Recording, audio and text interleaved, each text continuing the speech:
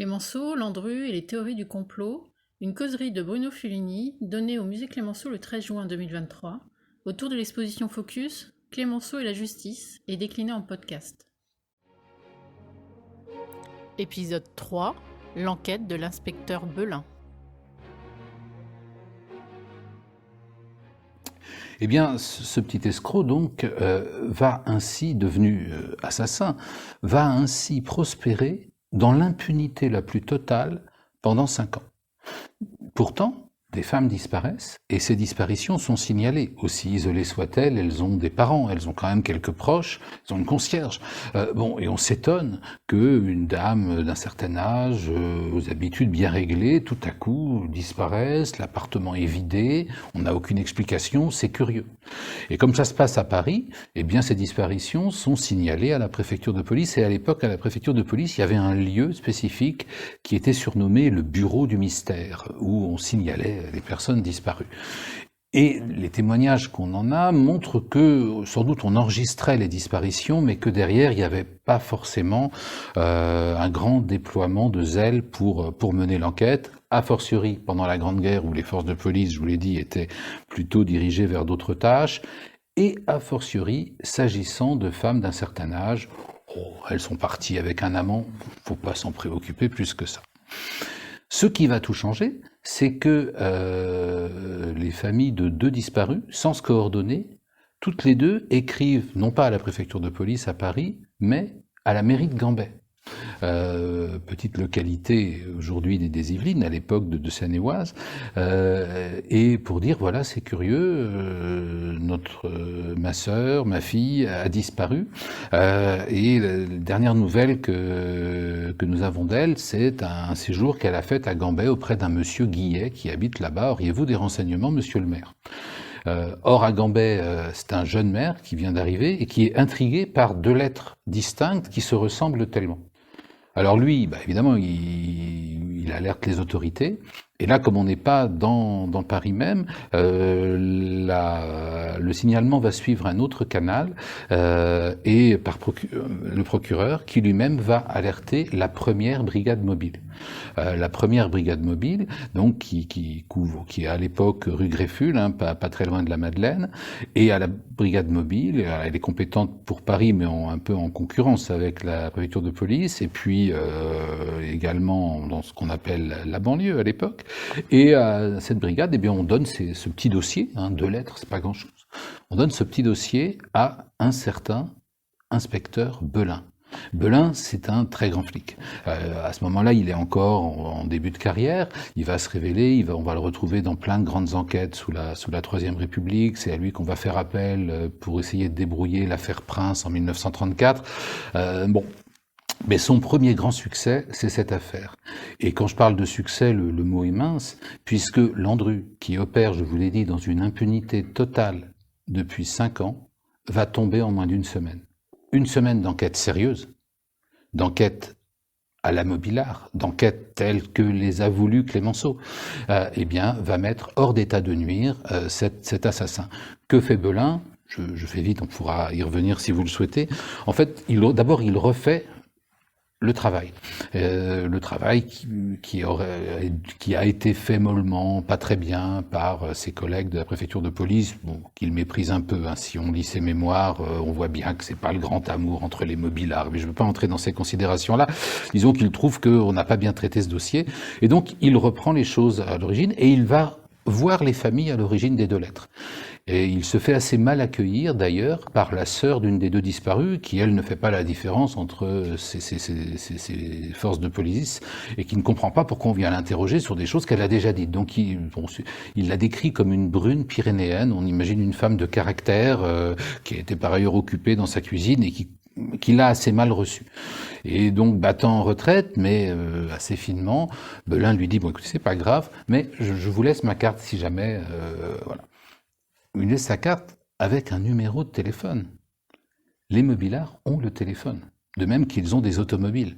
Ce sont des biens de luxe. Dans les années 1900, beaucoup de gens à cette époque-là trouvent presque curieux qu'on équipe les policiers de téléphones et d'automobiles. Ça, c'est évident aujourd'hui, c'était tout à fait pionnier. Et ça, c'était vraiment dans l'idée de Clémenceau, de Célestin Aignon, des gens qui ont créé ces brigades du Tigre.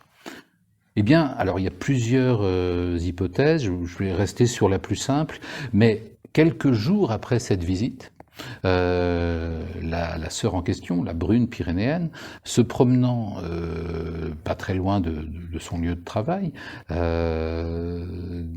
de Rivoli, tombe en arrêt devant un magasin qui a disparu, qui est à peu près au niveau de la tour Saint-Jacques, qui s'appelait Au Lion de Faïence.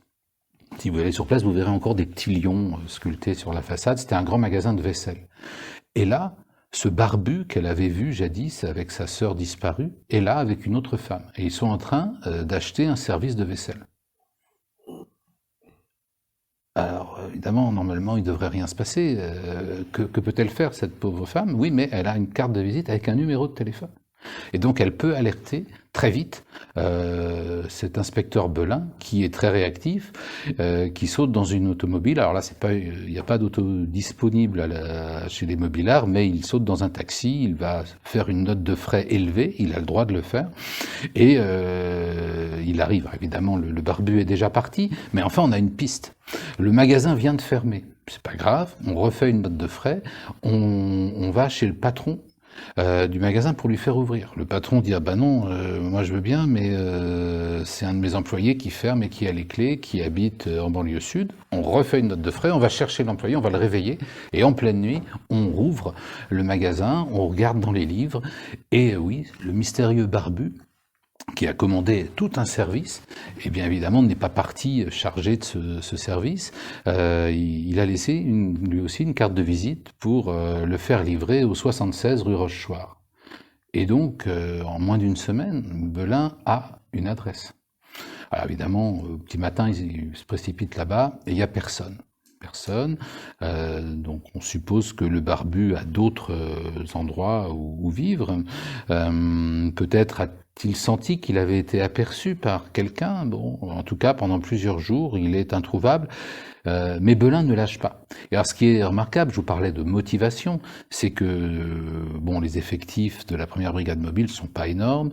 Belin a plein d'autres affaires et ses chefs traite un peu ça à la dérision. L'intuition qu'il a que ces deux disparitions peuvent être dues à un même individu, ce fameux barbu dont il a l'adresse, ça amuse un peu ses collègues. D'après ses mémoires, on se fiche un peu de lui, sa hiérarchie ne le soutient pas, et donc il en est réduit à faire cette enquête, je dirais à ses moments perdus. Il fait les enquêtes pour lesquelles il est vraiment missionné, et puis chaque soir, il passe boulevard Rochechouart, il s'est arrangé avec la concierge, il y a quand même un pacte ancien entre les concierges et la police, pour savoir si le barbu était revenu. Le 11 avril 1919, il fête avec ses collègues le départ en retraite d'un policier, d'un vieux mobilard, chez Mollard, en face de la gare Saint-Lazare. Bon, et en sortant, allez, c'est pas très loin de la gare Saint-Lazare au boulevard Rochechouart, ça fera une promenade digestive. Il y va de nouveau, et là, la concierge dit oui, il est là, le barbu. Évidemment, c'est la nuit. On est en France, on n'arrête pas les gens en pleine nuit. Il faut attendre le petit matin et il ne faut pas, évidemment, que l'occupant de l'appartement ait l'idée de s'en aller avant le jour. Donc, que fait Belin? Il reste. Alors d'abord, avenue Truden, il y a un arbre, je pense que c'est le même, je suis pas un grand connaisseur en botanique, mais il y a un arbre derrière lequel, effectivement, comme il l'écrit dans ses mémoires, vous voyez très bien le numéro 76 qui existe toujours, et donc il planque là un certain temps, et puis bon, la nuit devient fraîche, donc il s'arrange avec la concierge qui le laisse entrer, et il va passer le reste de la nuit dans l'escalier. À un moment même, il raconte qu'un locataire un peu ivre monte, donc lui monte au tout dernier étage pour ne pas se faire repérer. La personne rentre chez elle, il redescend et il attend comme ça sur le palier. Le matin, il envoie la concierge demander des renforts. Le barbu est toujours là. Il frappe à la porte.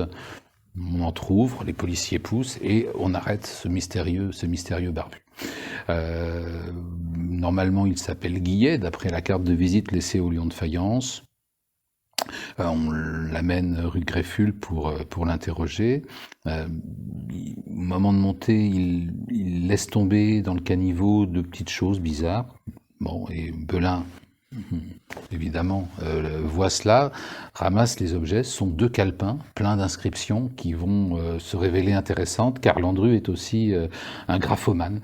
Au fond, cet homme qui n'a laissé aucun cadavre, aucune preuve, a lui-même fabriqué des preuves contre lui avec toutes ces inscriptions. Je vous passe un peu les détails, mais vous avez sans doute entendu parler de ces contes d'apothicaire qu'il faisait, et chaque fois qu'il allait avec une dame à Gambet, eh bien il notait deux billets, mais un aller-retour pour lui, un aller simple pour la dame. C'est le genre de petites mesquineries comme ça qui peuvent vous conduire sous le couperet de la guillotine. Donc cette arrestation de Landru, elle est vraiment due à ces brigades du Tigre telles que les a conçues Clémenceau. Et là aussi, on aurait dû saluer, au fond, l'exploit que constituait cette arrestation, qui sans la motivation extrême d'un inspecteur comme Belin, sans l'équipement en ligne téléphonique, la possibilité d'utiliser des automobiles, etc., n'aurait pu advenir.